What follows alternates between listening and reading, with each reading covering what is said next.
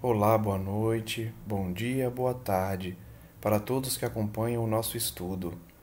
Bem-vindos para mais um estudo do livro Memórias de um Suicida, pela mediunidade de Ivone Pereira, ditado pelo espírito Camilo Castelo Branco.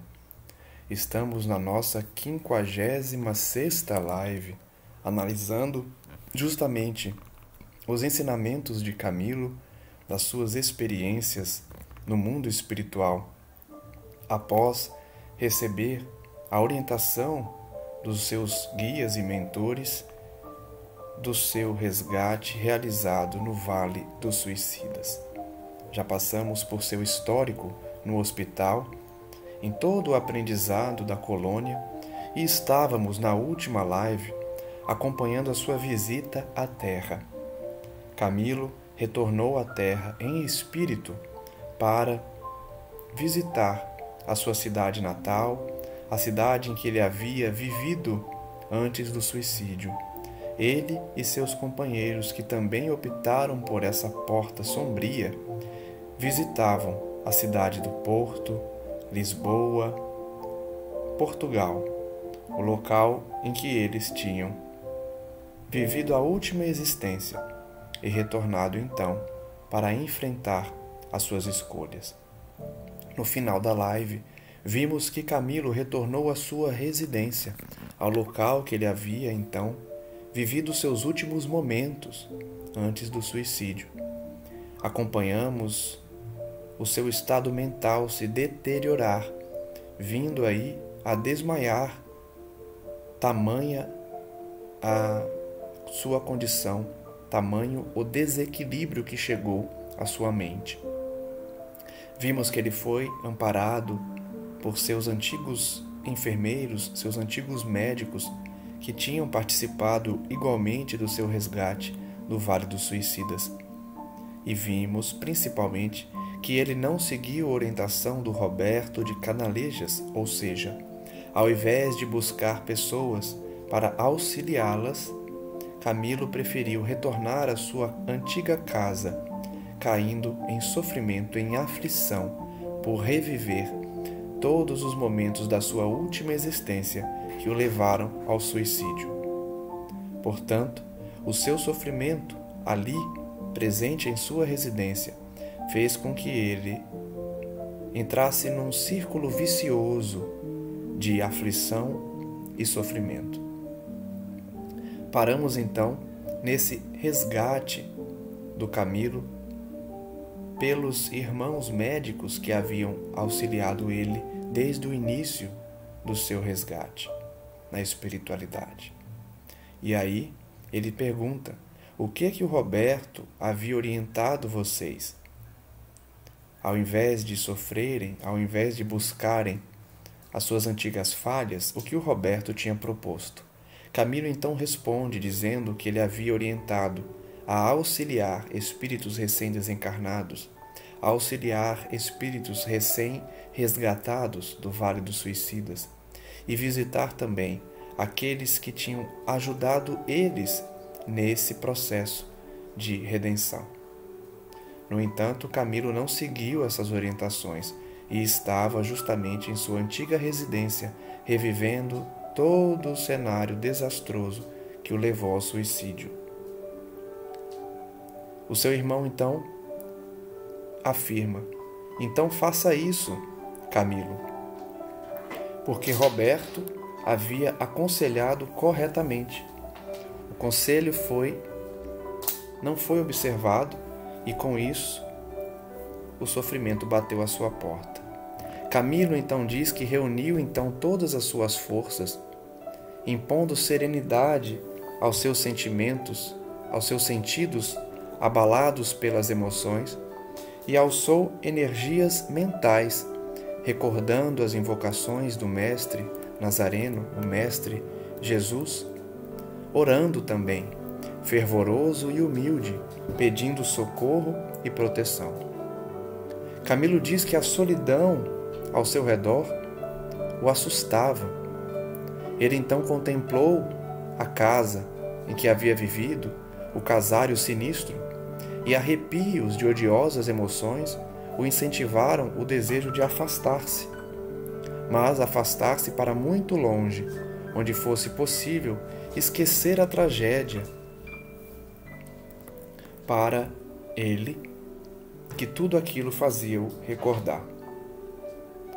Camilo diz que fustigou os passos, afastou-se dali, mas ao transpor os umbrais malditos, compensadora surpresa o aguardava, uma resposta, certamente à súplica feita ao amigo divino. Então vejam que Camilo estava no momento de sofrimento, mas foi resgatado por seus amigos e eles o orientaram a enfrentar aquela problemática, mas sem se desesperar. Vimos que Camilo suplicou o retorno à colônia e eles falaram: não é o momento. Você precisa enfrentar algumas questões que deixou aqui na Terra antes do suicídio. E ele, então, nessa busca do alívio, encontrou a resposta que procurava. Vejamos, então, que resposta é essa. Ramiro de Guzmán e Roberto de Canalejas ali estavam à minha espera. Louvado seja Deus, exclamou Camilo, num hausto de gratidão profunda, e confiante seguiu a companhia valiosa que reconduziu ele de forma piedosa à sua casa, retirando-se em seguida. Então vejam que a resposta dos céus foi enviar os dois amigos, os dois médicos, os auxiliares do hospital, para orientá-lo naquele momento. E, com a companhia de ambos, ele seguiu para a sua antiga casa novamente, dessa vez acompanhado desses amigos. Camilo diz então que, obedientes a impulsos de longas elucubrações, oriundos de antigos conselhos, advertências e exemplos dos nossos vigilantes e instrutores, organizamos uma associação de classe, como se fosse, no intuito de estudarmos, realizarmos ações combativas às ideias do suicídio, às inclinações mórbidas, detentoras de infernal predisposição que contaminava as diferentes classes sociais. Então vejam que depois do resgate de Camilo, ele criou um tipo de conselho, de advertência, guiado aí pelas orientações que ele havia recebido.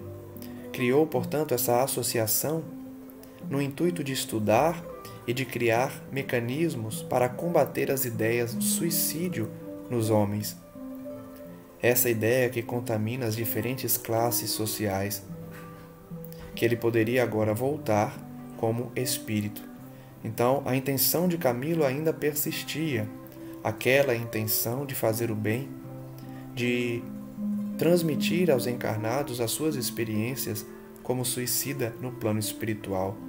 Nós já vimos na live anterior, que as mensagens que Camilo começou a passar para as pessoas não foram ouvidas. As pessoas não acreditavam que era ele que falava.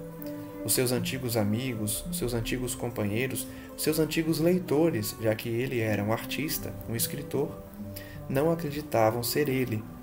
Então ele renovou as ideias, esperou um pouco mais e criou essa associação para que essas mensagens fossem transmitidas de uma forma mais fidelizada. Ele diz então que agora que transmitia essas mensagens como espírito, estava rodeado de dificuldades, mas esse empreendimento se apresentou a ele de forma possível. Ele poderia transmitir aos homens as suas experiências na Terra, as suas experiências no além, quando optou pelo suicídio. Ele diz, porém, que não foram eficientes os socorros da assistência que o inspirava. Certamente, ele não teria qualquer resultado satisfatório não fosse essa assistência. O auxílio que ele recebeu dos amigos espirituais foi fundamental para ele conseguir realizar a tarefa de transmitir a sua história, e que agora estudamos. Ele diz que eles quiseram de início se tornar visível, compreensível pelos homens, acreditados nos seus conceitos, nas suas ideias, através de testemunhos verdadeiros, sinceros, detalhistas, minuciosos, que forneciam aos indivíduos detalhes dessa realidade em que ele vivia no mundo espiritual, positivando a identidade, ou seja, revelando a sua identidade de escritor, ou através de vários detalhes ao alcance deles. Então veja que a estratégia de Camilo foi transmitir essa história dando detalhes da espiritualidade, detalhes da sua personalidade, para que a mensagem fosse acreditada por aqueles que aqui estão na Terra, que poderiam comprovar essa identidade pelos detalhes que ele dava, pelas particularidades da sua vida e também pela dinâmica da vida espiritual que ele estava transmitindo. Camilo diz que a intenção dele e dos assistentes era de entreter relações amistosas, relações sérias com os encarnados. Conversações, confabulações interessantes, elucidativas. O objetivo dele era trazer mensagens que esclarecessem, que trouxessem essas conversações de espíritos com os encarnados, de forma interessante, de forma esclarecedora. Um intercâmbio, portanto, permanente de noticiário, de notícias mesmo. Ele queria transmitir as notícias do mundo espiritual para os homens encarnados, considerados por ele da mais alta utilidade para todos os humanos. E realmente, as mensagens dos Espíritos são de grande utilidade para nós, porque nos estimulam a melhorarmos como indivíduos, realizarmos a reforma íntima, buscarmos a nossa elevação espiritual. Por isso essas mensagens são úteis ao gênero humano. Tinha por intenção nos advertir do perigo desconhecido que representava o suicídio. Essa é a grande função da obra, demonstrar os perigos do suicídio, as ilusões dos resultados, das consequências do suicídio. Ele diz que raros, porém, aceitaram essas sinceras efusões. Essas mensagens, esses esclarecimentos não foram aceitos pela maioria. Raras pessoas resolviam escutar as mensagens de Camilo, e assim, quase todos ainda estranhos para eles, fora mesmo de Portugal. Vejam que as poucas pessoas que acreditaram em Camilo sequer residiam em Portugal. Comumente, no entanto, sucedia que após grandes esforços, grande cansaço, grande dedicação de trabalho, depois de criar inúmeras oportunidades para aquele momento e vários dias de experiências exaustivas com os médiuns que estavam ali dispostos a ajudar, descobertos num lugar ou em outro, dispostos a trabalhar com o Camilo, nos versos ou na prosa do além-túmulo, que estavam de certa forma diferentes, desfigurados, por conta da ausência do estilo que era habitual ao Camilo. Vejam que interessante essa dificuldade que Camilo teve de transmitir a mensagem. Ele estava tendo dificuldade de encontrar os médiuns que tivessem o seu estilo de escrita. Lembre-se que Camilo era um escritor, um artista das letras, dos livros. Então, ele teve dificuldade de encontrar médiuns que soubessem reproduzir o seu estilo. E aí, vencendo essas dificuldades apresentadas por aqueles instrumentos, mas também pela comitiva exigente que cercava esses médiuns, eles não davam o crédito, repeliam a mensagem de forma ríspida, de forma chocante, servindo-se de críticas que eram direcionadas ao Camilo, de zombarias, de remoques ofensivos, impróprios de corações educados, correndo conosco como a vagabundos, indesejáveis do astral. Então vejam que novamente a mensagem de Camilo não foi ouvida. Ele sofria chacota, zombaria, porque não acreditavam que eram ele. As mensagens eram deles. Eram dele, do Camilo. Então os médiuns sofriam essa perseguição e eles, espíritos, eram considerados vagabundos do além, mistificadores mal intencionados. Camilo diz então que se ele tentasse narrar as peripécias surpreendentes que o desvio do suicídio trazia, ou descrever a vida além túmulo, com todas as cores mais fortes do ineditismo, ou seja, as novidades que eles não tinham à época, porque entendiam que revelar isso era um dever de solidariedade, ajudando os invigilantes, os incautos, a se prevenirem contra esse mal. Toda essa tarefa era desviada da atenção do plano espiritual sério e dignificante para se permitirem interrogar-nos sobre assuntos subalternos que só diziam a eles próprios, só interessavam a eles. Então vejam, que interessante. Camilo tentou trazer as revelações do além-túmulo, mas as pessoas recebiam as mensagens e não se importavam, queriam saber de outros interesses, os interesses humanos. Não queriam saber das respostas que Camilo trazia sobre o suicídio. Ignoravam completamente essa mensagem, vexando a ideia de solicitarmos auxílio de nossos nobres instrutores para nos tornarmos agradáveis. Então vejam que nas respostas dadas a esses indivíduos, eles buscavam a assistência dos mentores, porque não sabiam dar uma resposta mais direta sem ofender aqueles que buscavam outros interesses que não os interesses da lição de Camilo sobre o mundo espiritual. Essas pessoas então preferiam tratar de frivolidades, de bobagens, de questões medíocres, ao invés de aproveitarem a oportunidade de conversarem com Camilo, a fim de receberem a orientação sobre o tema suicídio.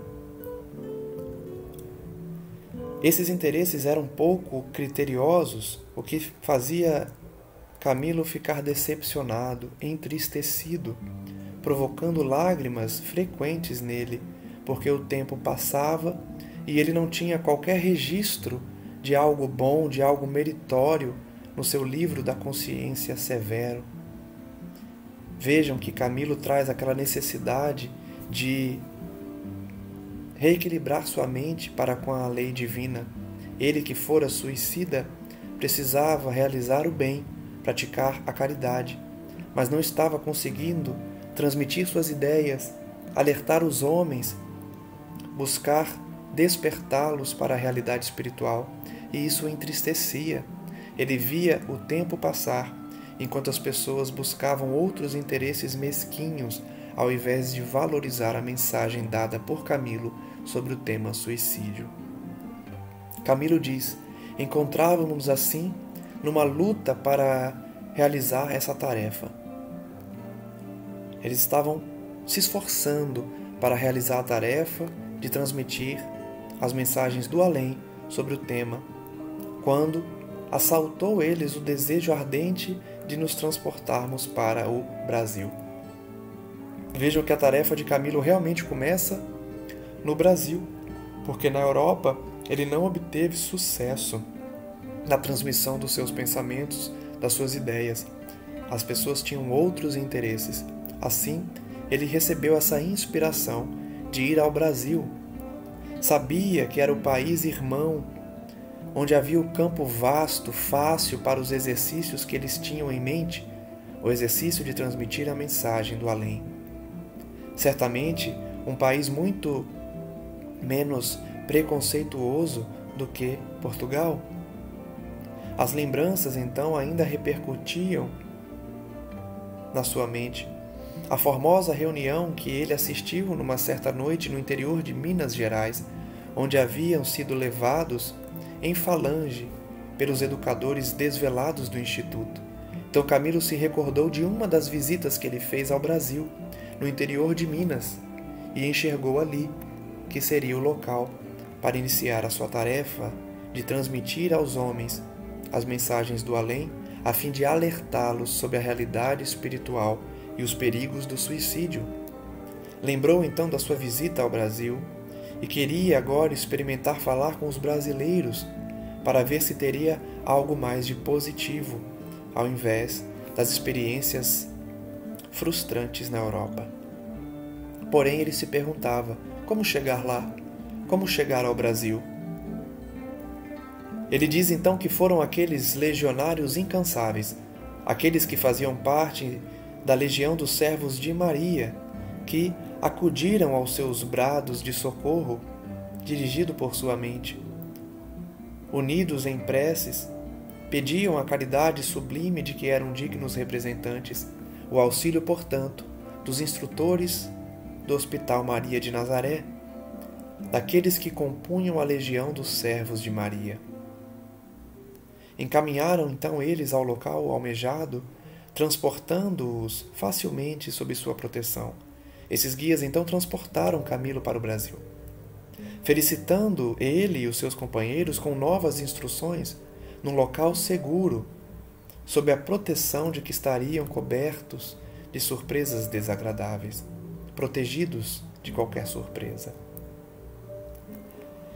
Camilo diz que eles foram então direcionados para uma instituição benemérita, registrada no mundo espiritual como depositária de inspirações superiores, a serviço de um padrão para as demais que queriam expandir nas terras do Brasil, as terras de Santa Cruz, dedicando-se aos estudos, às práticas das doutrinas secretas e aos feitos benemerentes próprios de iniciados cristãos.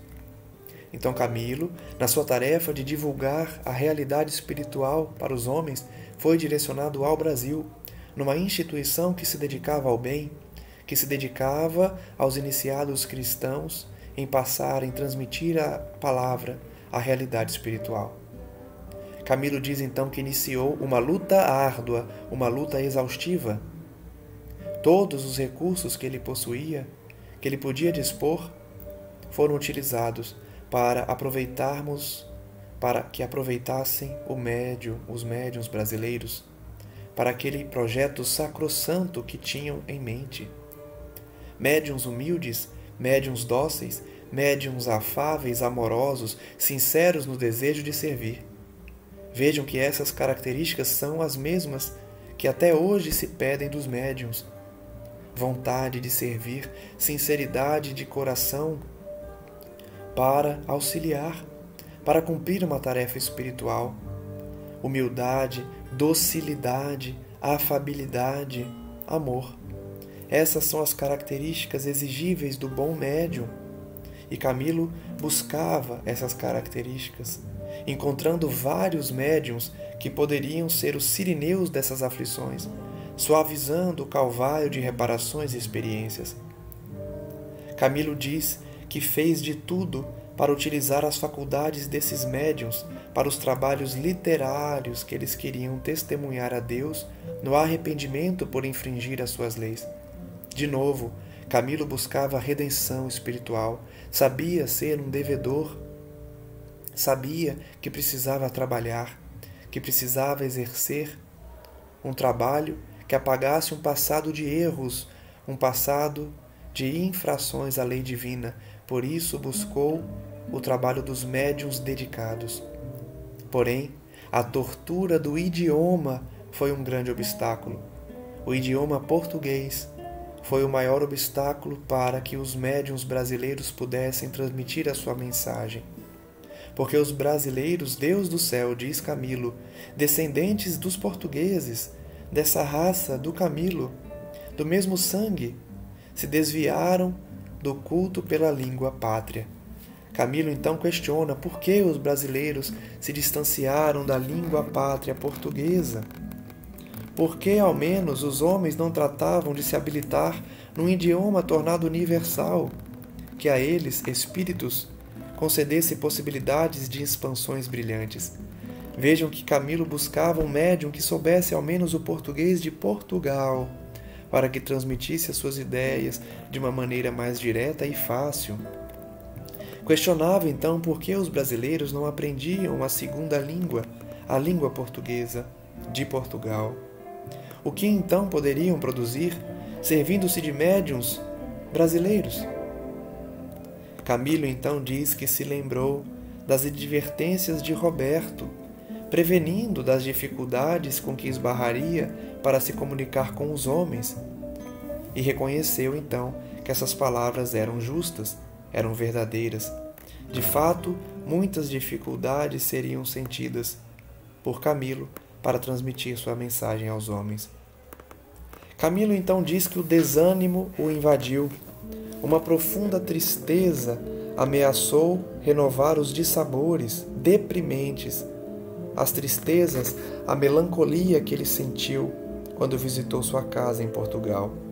Esses sentimentos voltavam a atormentá-lo, até que, numa noite em que ele estava reunido com seus mentores, tratando tristemente do que os preocupava, no abrigo daquela instituição brasileira que ele foi recebido, ele diz que foi surpreendido por a visita de Fernando. Em espírito, adormecido em Portugal, no seu domicílio, ele se dirigiu ao Brasil e visitou desdobrado, visitou em espírito o Camilo na alta noite. Ele havia orado em benefício do Camilo ao recolher-se. Antes de dormir, ele orou por Camilo e, por isso, impressionado com as frequentes aparições para o seu dom mediúnico, pediu que o auxiliasse. Certamente impulsionado por inspirações de caridade do plano espiritual, não foi difícil para Fernando descobrir Camilo para servir piedosamente, ainda mais uma vez, sempre prestativo. Estabeleceu-se então uma conversação útil, amistosa, entre Fernando e Camilo, no silêncio daquela instituição. Camilo, então, foi convidado a exercer com mais frequência o dever da oração, criando, pelos meios de comunicação mais diretos com os mentores, para receberem a inspiração permitida para aquele caso, porque eles ainda eram como alunos, pondo à prova seus conhecimentos recebidos para se permitirem novos trabalhos no futuro. Fernando então orienta Camilo a orar para buscar a inspiração necessária no cumprimento daquela tarefa. Fernando reiterou oferecimentos para aqueles trabalhos, aflitos que eles estavam ante as dificuldades, as impossibilidades da linguagem do português de Portugal para o português brasileiro. Fernando estimulou Camilo a continuar dizendo algo ao mundo através dele, não se dando por vencido ante as dificuldades dos adversários que só criticavam. Vejam que Fernando então se colocou à disposição para prosseguir servindo-se de médium para receber as mensagens de Camilo, sem ligar para as críticas insanas que os adversários do Espiritismo direcionavam a eles. Direcionavam especialmente ao médium Fernando, criticando a sua faculdade psíquica. Do coração generoso, então, de Fernando, Camilo soube extrair os conselhos, as advertências, com que a ansiedade foi reduzida daquela ideia terrível do fracasso, de que ele não poderia expor a sua vivência no mundo espiritual aos encarnados. Fernando então acrescentou, comovido e sincero, para impelir Camilo à linha reta: se em vez do que vindes tentando de forma improfícua, procurasseis meios de vos tornardes agentes da lídima fraternidade, exercida com tanta eficiência pelo divino modelo do amor, Jesus, já vos encontraríeis vitoriosos, espalmando alegrias que longe estariam de vos manter a alma assim torva e encapelada. O que Fernando disse a ele? Camilo, se você estivesse se dedicando ao próximo, se dedicando ao serviço cristão, esses problemas já estariam resolvidos. Porque Jesus agiu assim, Ele, o mestre de amor, que serviu sempre, tem a resposta. Então, Camilo já teria resolvido esse problema do idioma, caso se dedicasse ao próximo. A caridade, meus amigos, disse ele, é a generosa redentora daqueles que se desviaram da rota delineada pela providência. Vejam, a caridade é o caminho para aqueles que se desviam das leis divinas. Por isso mesmo, o sábio Rabi da Galileia, Jesus, ofereceu a caridade como ensinamento supremo à humanidade. A caridade é o ensinamento supremo dado à humanidade. Que Jesus sabia que a humanidade estava divorciada da luz por mais fácil e mais rápido caminho para a regeneração. A caridade, então, é o caminho mais rápido para a nossa regeneração. Prosseguiu Fernando, é tempo já de pensardes com desprendimento na divina mensagem trazida por Jesus. Pensar no que Jesus falou, pensar na sua mensagem, saturar os arcanos do ser com algumas gotas dessas essências imortais incomparáveis que o Mestre nos trouxe. Reparando o rápido gesto que vos impeliu ao abismo, ou seja, reparando no suicídio, podereis praticá-la ao mesmo tempo servindo a vossa e a causa alheia. A caridade poderia então ser exercida em favor deles e do próximo. Avultam nas camadas sociais terrenas, também nas camadas invisíveis, problemas dolorosos a serem solucionados. Pessoas que sofrem na terra, encarnados, mas também no mundo espiritual, que precisam da solução desses problemas, desvarios que precisam de moderação, modalidades de sofrimentos mil, desventuras que afligem a humanidade, exigindo o concurso fraterno de cada coração generoso, exigindo, portanto, a caridade de cada um, para que essas desgraças sejam ressarcidas e consoladas. Nos hospitais, nas prisões, nas residências humildes, mas também nas ricas, na opulência dos palácios, por toda parte encontram-se mentes que estão tomadas pela incompreensão, pelo desespero, são obscuras por conta desses sentimentos infelizes, corações precipitados pelo ritmo violento de provações e de problemas insolúveis neste século. Fernando trazia então novamente a necessidade de Camilo buscar a caridade, a fraternidade, auxiliar quem precisava, buscando na tarefa da caridade a sua redenção, resolvendo a problemática do mundo caso a caso, indivíduo a indivíduo. Em qualquer recanto onde se haja ocultado a descrença, onde a paixão se instala, onde a desventura, o infortúnio se mistura com a revolta, com o desânimo, onde a honra, a moral, o respeito próprio e alheio não foram consultados para a prática das ações, ou seja, no mundo físico, no mundo espiritual próximo à terra, onde reina o sofrimento, onde não são observados os princípios de respeito ao próximo, de respeito a si mesmos, onde, enfim, a vida se converteu numa fonte de animalidade e de egoísmo, lavra a possibilidade de uma queda nos abismos de trevas, onde vos agitastes entre raivosas convulsões. A terra, então, seria o local de trabalho de Camilo e dos seus companheiros, para que, através da caridade, pudessem realizar a sua tarefa. Prosseguiu Fernando, aconselhando: diligenciai por encontrar esses recantos de sofrimento. Estão por aí, a cada passo. Aconselhai o pecador a deter-se em nome da sua experiência.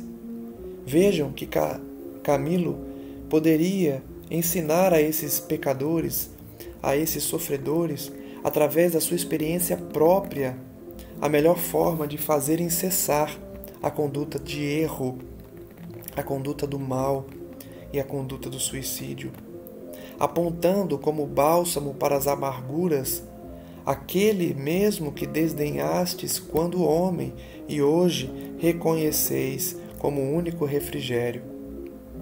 Ou seja, a mensagem edificante do Evangelho que Camilo ignorou durante a vida física, ele poderia se utilizar para convencer os indivíduos que estavam encarnados e que pensam como ele pensava. Através da única força capaz de erguer a criatura do sofrimento para enobrecê-la na luz mirífica da conformidade nos prélios dignificantes de onde saíra vitoriosa. Camilo deveria então buscar o consolo ao próximo, o trabalho caridoso da consolação, da palavra amiga, da moralidade do cristianismo, para transmitir aos indivíduos encarnados e desencarnados a mensagem edificante tão necessária. Qualquer que seja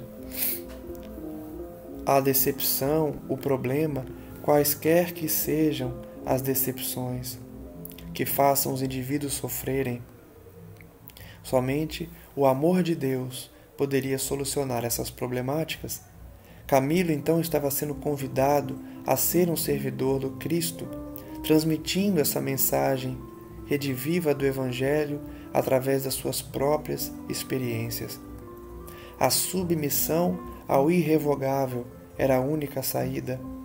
O amor de Deus era a única saída para que Camilo narrasse a sua história aos homens, tornando-se consoladores, exercitando o agenciamento da beneficência, segredando sugestões animadoras, reconfortativas ao coração de mães aflitas, jovens desesperados pelas desilusões prematuras, das desgraçadas mulheres atiradas ao lodo, cujos infortúnios raramente encontram a compassividade alheia. Então vejam que Fernando orientava Camilo: vai ajudar os que sofrem, vai auxiliar as mães aflitas, os jovens desesperançosos, desiludidos, as mulheres abandonadas, que quase nunca encontram compaixão nos corações alheios, que sofrem insuladas entre os espinhos das próprias inconsequências, desencorajadas de reclamarem para elas próprias a ternura paternal de Deus. Camilo estava sendo convidado, portanto, a ajudar aqueles que não se ajudam, aqueles que não buscam a oração, não buscam Deus nas suas preces. Essas pessoas que têm direitos sacrossantos, porque também são filhas do Altíssimo. Fernando diz: são todos estes seres que estão requisitando alento, proteção de corações sensíveis, bem intencionados, quando mais não seja com a dádiva luminosa de uma prece. Camilo deveria, então, consolar esses corações abandonados, desesperançosos e aflitos.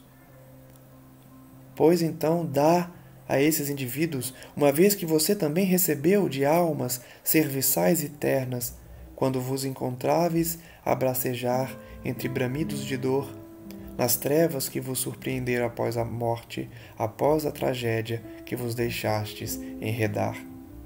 Vejam a palavra forte de Fernando mais uma vez. Camilo ajuda aqueles que precisam, como você foi ajudado quando estava no lodo, no Vale dos Suicidas, na desgraça e no sofrimento da ocorrência pós-morte, pós-suicídio.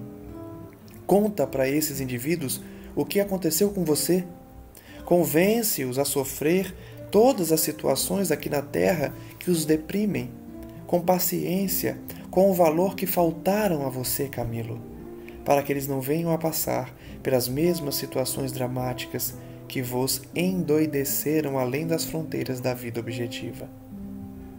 Vejam que tarefa importante de Camilo: alertar os homens para que eles não caiam no mesmo erro que Camilo havia caído, no erro do suicídio, no erro de buscar a morte como solução dos seus problemas. Uma ilusão, uma grande ilusão que deveria ser passada por Camilo através da mediunidade. prosseguia Camilo, dizendo: e quando, virtualmente, encontrardes médiuns cujas organizações vibratórias se adaptem às vossas, não vos preocupeis com os lauréis passados, que aureolaram o vosso nome entre os humanos. Quando então Camilo encontrasse um médium compatível com suas ideias, que não se preocupasse com o passado, com o nome que tinha entre os homens, esta glória despenhou-se convosco nos pélagos do pretérito. A glória do seu nome no passado havia caído com ele quando ele decidiu pelo suicídio, que ele não soube honrar. O seu nome, o seu prestígio na terra não foi honrado por ele, porque ele abandonou a terra através do suicídio. Então, quando encontrar um médium que não buscasse informar quem ele fora, furtar-se então ao vaidoso prazer de se identificar, ao fazer discursos ou mensagens psicográficas através dos médiuns. Vejam que interessante o conselho de Fernando. Ele orientava Camilo a não se identificar aos médiuns, a não dizer que era Camilo Castelo Branco, que foi um escritor famoso em Portugal. A orientação, portanto, era: Camilo, não revele quem você é aos médiuns que ditaram suas mensagens. Ainda que afirmando grandes verdades, não seríeis tais como fostes, como até agora não tendes sido. Então, por mais que ele revelasse aquelas verdades, não importava tanto o seu nome no passado. O nome do Camilo glorificou-se de singular popularidade na terra, para que a terra se conformasse em vê-lo retornar à sua sociedade filtrada pela mente humilde dos médiuns obscuros. Vejam a lição de Fernando. Não adiantava Camilo se revelar aos homens, porque os homens não acreditariam, como não acreditaram. Achariam que os médiuns não seriam dignos o suficiente para receber a mensagem de Camilo Castelo Branco. Então o conselho era: não se revele. Prefira as manobras santificantes da caridade discreta, obscura. Prefira isso, Camilo, e reconhecerá bem cedo, pelas trilhas que palmilhar, as florescências de muitas doces alegrias.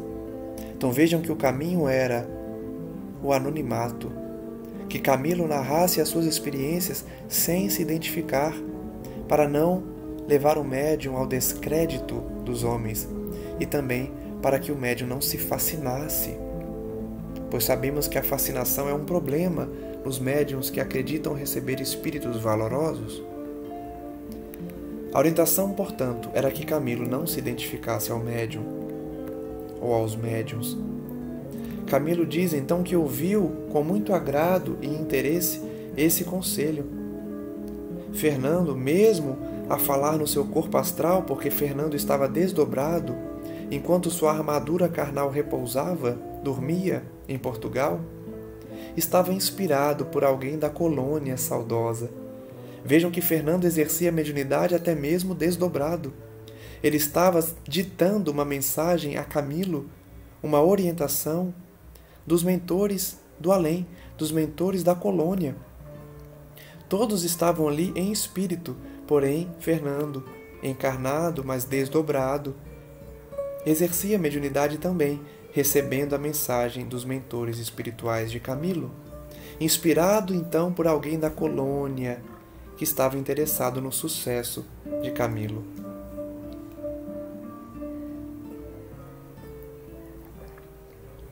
Ele diz então: reconhecemos mesmo, por várias vezes, no seu fraseado vigoroso e terno ao mesmo tempo, as expressões doces de Teócrito.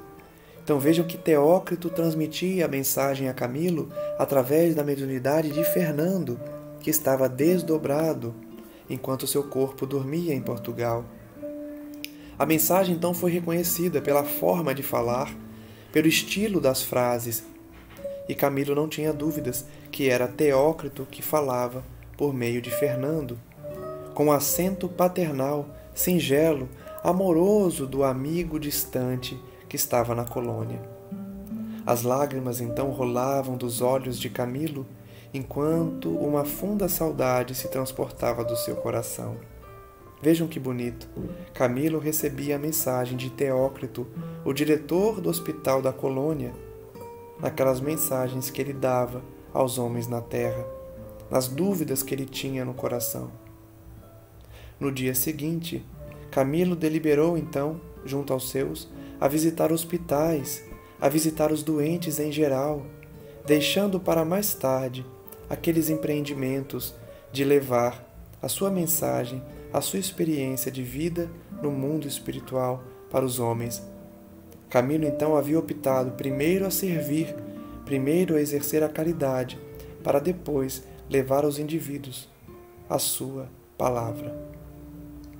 Os empreendimentos, então, relativos aos serviços de auxílio ao próximo que fossem sugeridos, seriam deixados para mais tarde. Camilo informa, então, que eram cerca de 30 entidades, e eles dividiam-se em 3 grupos diferentes para imitar os métodos do abrigo do mundo astral, ou seja, do Hospital Maria de Nazaré. Eles imitavam o trabalho do hospital para ajudar os hospitais aqui da Terra, ainda que em espírito. Com surpresa, Camilo diz notar que não só nos percebiam os pobres enfermos nos seus leitos de dores, como até naturalmente os ouviam, graças à modorra em que os mantinha suspensos à gravidade do mal que os afligia. Então, as pessoas que Camilo auxiliava na terra percebiam a presença dele, ouvia as suas orientações. Por conta da febre que eles traziam dos fluidos que os prendiam ao tronco do fardo corporal. Espíritos, portanto, que sofriam nesses hospitais, ouviam Camilo, ouviam seu pensamento, por conta da sua prisão física em que se encontravam. Camilo diz que, tanto quanto se tornou possível, eles levaram a essas almas amarguradas, presas na carne, o lenitivo da solidariedade, a pacificação pela caridade, insuflando neles conformidade no presente, esperança no futuro, procurando por todos os meios ao alcance deles diminuir as causas morais dos inúmeros desgostos, sofrimentos que percebiam duplicando seus males. Então vejam que finalmente Camilo segue a orientação. Precisou que vários indivíduos orientassem ele. Primeiro Roberto de Canalejas, depois o próprio Fernando, médium encarnado, e por fim o Teócrito, diretor do Hospital Maria de Nazaré, para que Camilo finalmente ouvisse esse conselho e buscasse a caridade, diminuir as dores dos encarnados aqui nos hospitais da terra, em que ele pôde finalmente dar ensejo ao seu trabalho de divulgar a palavra pela experiência própria. Camilo diz que Belarmino, aquele intelectual que havia se convertido no além e que tinha tentado visitar a sua mãe na terra, encontrando a casa vazia, e que havia sido tomado pela tuberculose que o levou ao suicídio, preferiu dirigir-se aos enfermos dessa categoria, aqueles que eles estavam auxiliando nos hospitais, para que tivessem paciência, esperança, bom ânimo, daqueles que expungem débitos embaraçosos das experiências passadas. Belarmino, assim como Camilo, também ajudava os enfermos, porém Belarmino auxiliou aqueles doentes que precisavam ter paciência, esperança, bom ânimo, expungindo os débitos do passado, com consequências desastrosas das dívidas angariadas nessa mesma existência. Então ele auxiliava tanto pessoas que traziam dívidas do passado, quanto aquelas que tinham falhado ainda nessa vida. Camilo disse: eu, que fora paupérrimo, que preferia desobrigar-se do dever de arrastar a vida até o final, pelo sofrimento da cegueira, porque Camilo se matou por conta da cegueira, dando-se a uma aventura endiabrada pelo suicídio, foi impelido pelo remorso a procurar não somente os hospitais que traziam os pacientes que iam ficando cegos, mas também por todos os recursos nas ruas, nas estradas, onde pobres, cegos e miseráveis caminhavam, a fim de que se servisse de conselheiro, murmurando aos seus pensamentos, conforme permitia as suas dificuldades, o grande consolo da moral radiosa por ele entrevista ao contato dos amigos eminentes que tinham auxiliado Camilo no estágio hospitalar. Então vejam, enquanto Belarmino visitava os hospitais para tratar dos tuberculosos, porque ele tinha tido tuberculose e isso levou ele ao suicídio. Então ele se sentiu na obrigação de ajudar os tuberculosos na terra. Camilo se sentiu na obrigação de ajudar os cegos, porque ele também tinha optado pelo suicídio por conta da cegueira.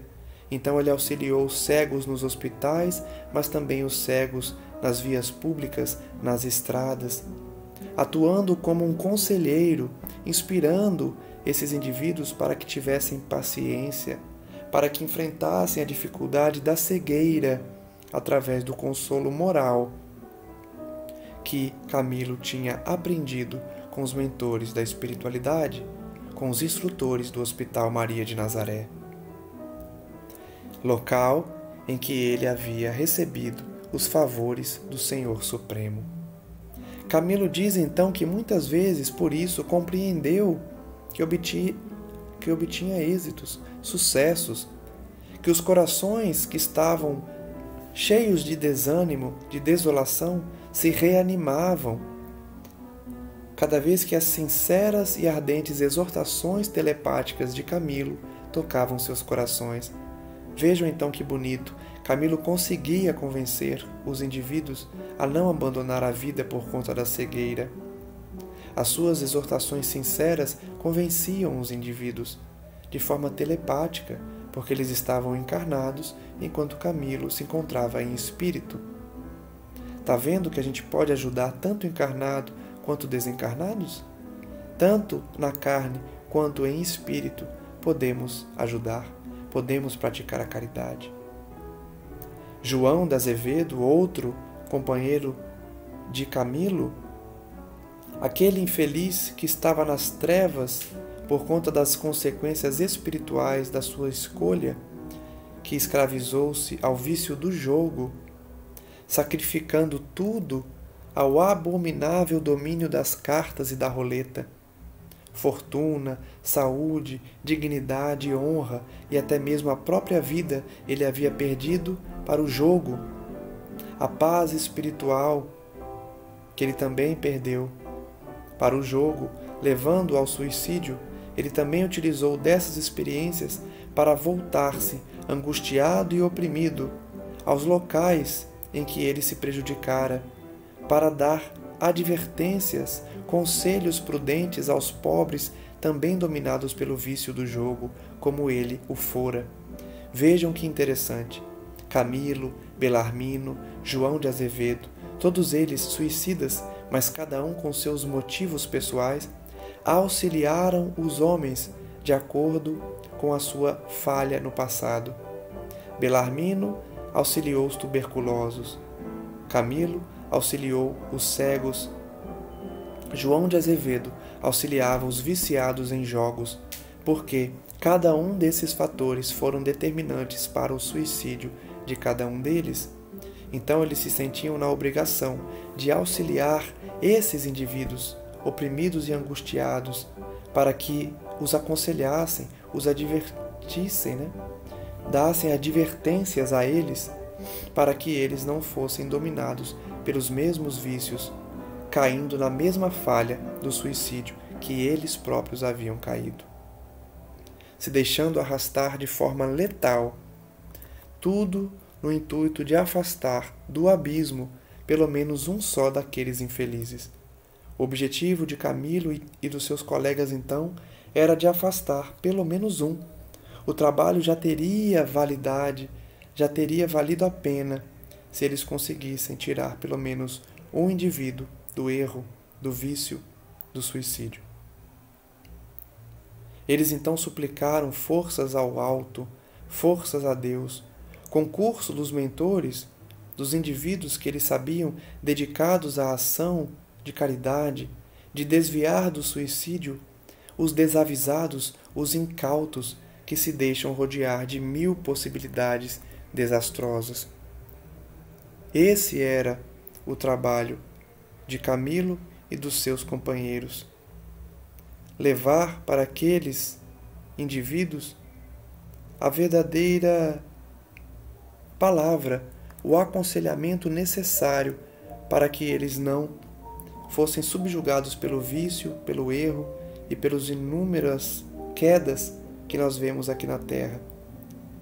Camilo diz: eram mais rudes ainda, porém, os testemunhos do desventurado Mário Sobral. Então nós vimos que Camilo, Belarmino, João de Alcântara, estavam servindo cada um na sua necessidade.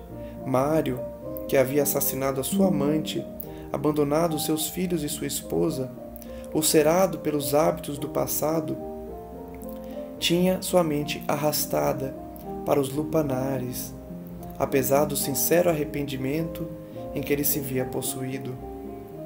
Estava, então, exigindo-se dele reparações difíceis para um espírito, atividades heróicas que frequentemente o levavam à violência de sofrimentos indizíveis, provocando-lhe lágrimas escaldantes. Então vejam que Mário estava com uma dificuldade maior de servir. Ele queria se desvencilhar de forma desesperada da juventude inconsequente, da contumácia dos maus princípios em que ele se escravizava, narrando a uns e a outros, através de discursos em locais inadequados às próprias desventuras, em que ele não era acatado, porque nos locais onde ele percebia aquela perversão que mantinham seu império letal, as intuições do além-túmulo não se faziam sentidas. Então vejam que interessante, nesse finalzinho de live, Camilo conseguia ajudar os cegos na terra, porque ele tinha ido aos hospitais e às estradas onde os cegos ficavam. Belarmino também foi em socorro dos tuberculosos. João de Alcântara também. Agora o Mário não conseguiu ter sucesso. Por quê? Ele tentou ajudar jovens inconsequentes que não queriam ouvir a palavra de alguém que havia sofrido. Indivíduos que estavam dominados pelo império da perversão. Não ouviam os conselhos de Mário. Então o trabalho de Mário não estava sendo útil, não estava sendo efetivo. As excitações dos sentimentos animalizados, dos sentidos animalizados, viciados pelos tóxicos materiais e psíquicos, daquela inferioridade que esses jovens se cercavam, tornavam-se barreiras que nenhuma entidade, em suas condições normais, seria capaz de remover para se fazer compreendida. Reflitamos, portanto, nessa última mensagem do estudo de hoje. Todos os companheiros de Camilo tinham conseguido, inclusive ele próprio, auxiliar os sofredores, porque foram para os locais corretos, foram para os locais em que as pessoas estavam dispostas a ouvi-los. O Mário, porém, não. Porque Mário foi nos antros de viciação, em que os jovens, tanto encarnados quanto desencarnados, não queriam saber dos conselhos daquele homem, daquele indivíduo. Apesar dele falar do seu estágio no mundo espiritual de sofrimento inferior, no Vale dos Suicidas, os jovens estavam dominados pelo vício e não queriam ouvir o Mário. Reflitamos, portanto, que nós precisamos servir em locais propícios para que sejamos ouvidos. Nada tem de útil levar a palavra do Senhor aos porcos que não sabem valorizar as pérolas. E aqui não há nenhum tipo de crítica no sentido de relegar esses indivíduos ao abandono, mas sim a maturidade espiritual de compreender que existem locais próprios para falarmos da mensagem divina. Nem todos estão preparados para ouvi-la. Reflitamos, portanto, sobre isso e oremos a Deus, pedindo a orientação, o envolvimento da espiritualidade, para que absorvamos os ensinamentos aqui lidos dessa obra magnífica e possamos colocar em prática em nossas vidas tudo isso que aprendemos. Que a palavra do amigo divino prossiga a nos envolver os corações e as mentes e que nós estejamos envolvidos por essa paz também no nosso dia a dia. Aprendamos com Emmanuel, aprendamos com Camilo e tantos espíritos que vêm em missão trazer a palavra do Senhor, colocando em prática nas nossas existências as lições do Evangelho, as orientações espirituais e as inspirações do além-túmulo, dos espíritos que já servem ao Cristo Jesus nas suas atividades. Somos gratos, Senhor, pelo amparo, pela proteção e pelas inspirações, e que a Tua luz se faça presente em nossos corações, hoje e sempre. Que assim seja, graças a Deus, e até o próximo estudo, onde iremos prosseguir analisando as orientações de Camilo e as grandes lições que ele retirou da espiritualidade no além. Um forte abraço a todos e até a próxima.